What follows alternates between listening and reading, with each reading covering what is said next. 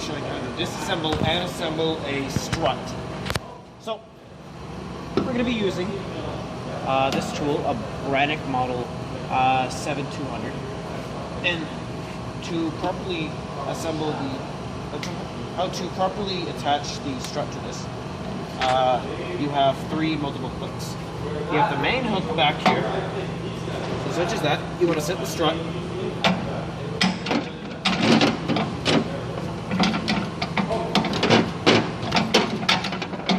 Set the strut back on top of this hook. Mainly this is for this. You have the back plate showing this way. And then, for the hook over here, we will put that out, and it will sit or support, I can bring it up,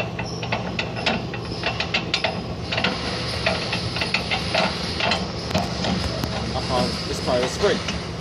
Lift it out so it is level, and for this one, you do the same as well.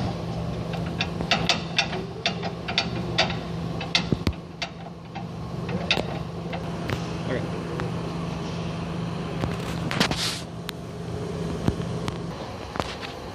Alright, so with the bottom assembled, now it's sitting firmly on. We push on the hooks, they are brought down below the head of the strut, or such as another name for it being the hub.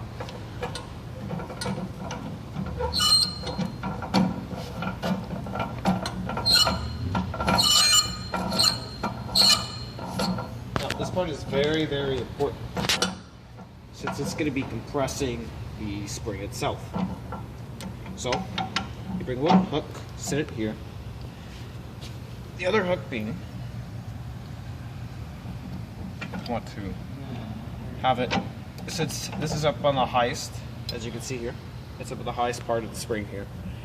The back hooks will be sitting on the back of it. So you want to push those out far enough so it will grab. And then, once those are far out enough, push down more on it, and then it should grab it a little bit more. Now, since this acts somewhat as a gyroscope, it will form itself around, grab every little bit so it'll bend itself, and then we'll start adding compression.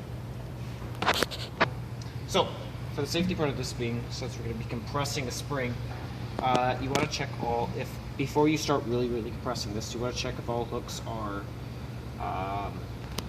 firm on the spring itself, it's not loose or anything, and that you cannot move the spring along at all, or the whole strut itself. So when you add pressure to it, you have to be very cautious about it, because now you're applying lots of pounds of pressure to the spring itself to free the strut itself. As it wiggles, well, the spring itself is completely firm.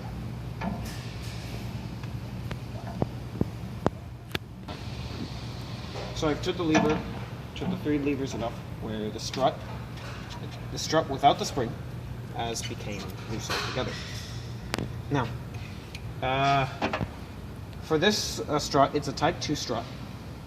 You will need a 13/16 socket, and it will fit on this top nut up here. So, we've got it loose as it is. Now, the cautions you have to take being, when you put the strut on, they will say to keep it straight, this nut, straight all the way up, basically following straight up here. Now, you sort of want to go against that a little, because with that being, you will not be able to fit your socket onto it firmly and have enough room to take it off. So, the socket is loose enough without the spring. We will attach it to this pneumatic gun. Attach it to the air hose. Have it in reverse.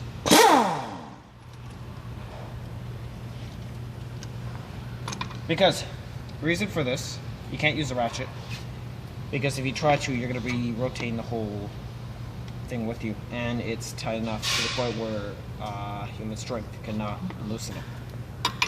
So set it on top. It's on tight. And we go for it.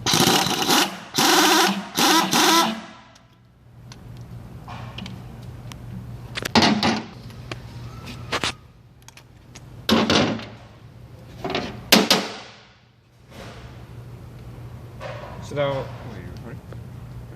so we got the nut off. That's how they select the sock. Okay. Now, you have it as it is. Keep it the way it is, because you will have to mark everything as it is. A sprinkles thing.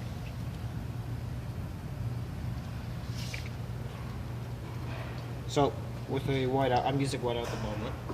Whiteout at the moment to mark my position. So this can go back in the same exact place, because if it's out of air, if it's out, it will not attach back together properly again. So I'll use whiteout to mark where I sat last time. In the beginning. Look at that. So there, perfectly marked. So now